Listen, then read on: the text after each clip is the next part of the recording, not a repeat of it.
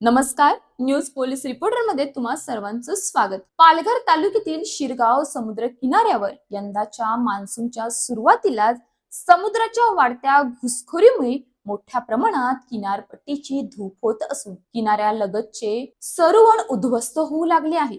समुद्राच्या प्रचंड लाटा आणि सततच्या पावसामुळे किनाऱ्यावरील जमीन मोठ्या प्रमाणात खचत असून 25हून अधिक सरूची झाडे मुळासकट उमरून पडली आहे.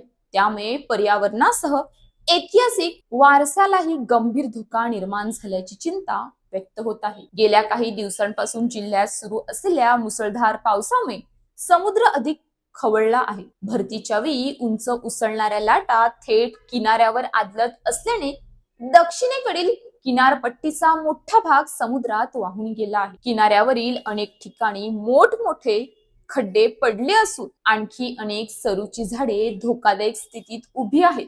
त्यामुळे या परिसरात फिरण्यासाठी येणाऱ्या पर्यटकांनाही सतर्कतेचा इशारा देण्यात येत आहे. शिरगाव समुद्र किनारा हा नैसर्गिक सौंदर्य, सरोवर आणि ऐतिहासिक किल्ल्यामुळे पर्यटकांचे आकर्षण ठरतो. मात्र सातत्याने वाहणाऱ्या समुद्र धुपीमुळे या परिसराचे नैसर्गिक वैभव झपाट्याने नष्ट होत आहे. सरूची झाडे ही केवळ सौंदर्य वाढवणारी नसून किनारपट्टीवरील वाऱ्याचा वेग कमी करणे, वाळू स्थिर ठेवणे आणि धूप रोखण्यामध्ये त्यांची महत्वाची भूमिका असते. ही झाडे कोसळल्याने भविष्यात किनारपट्टी आणखी वेगाने खचण्याची भीती व्यक्त केली जात आहे. स्थानिक नागरिकांनीही सांगितले की गेल्या अनेक वर्षांपासून समुद्राची धूप वाढत असून प्रत्येक मान्सून मध्ये काही ना काही भाग समुद्रात वाहून जात आहे. याबाबत प्रशासनाकडे वारंवार निवेदन देण्यात आली, मात्र कायमस्वरूपी उपाययोजना झाल्या नाही. परिणामी आज किनाऱ्यावरील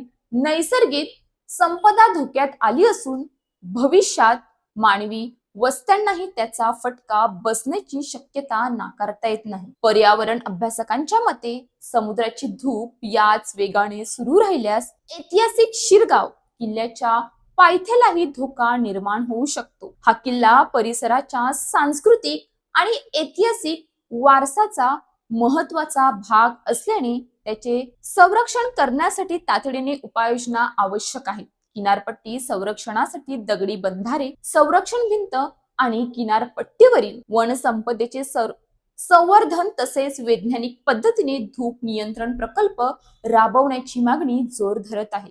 याशिवाय प्रशासनाने तातडीने पाहणी करून धोकादायक भागात सुरक्षेची उपाययोजना करावी, पर्यटकांसाठी इशारा फलक लावावेत आणि किनारपट्टी संरक्षणाचा दीर्घकालीन आराखडा जाहीर करावा, अशी मागणी स्थानिक नागरिक, पर्यावरण प्रेमी आणि सामाजिक संस्थांकडून करण्यात येत आहे. आज समुद्राने सरोवर गिळकृत केले आहेत. उद्या दुर्लक्ष कायम राहिले तर शिरगावचा ऐतिहासिक वारसाही समुद्राच्या तडाख्यास सापडू शकतो. किनारपट्टी संरक्षणासाठी तातडीने ठोस आणि कायमस्वरूपी उपाययोजना करणे ही काळाची गरज आहे. News police reporter Nadeem Shaikh, Shirgaon. अशाच ताज्या बातम्यांसाठी आमच्या न्यूज पोलीस रिपोर्टर चॅनलला लगेच सबस्क्राईब करा आणि बेल आयकॉन दाबायला विसरू नका.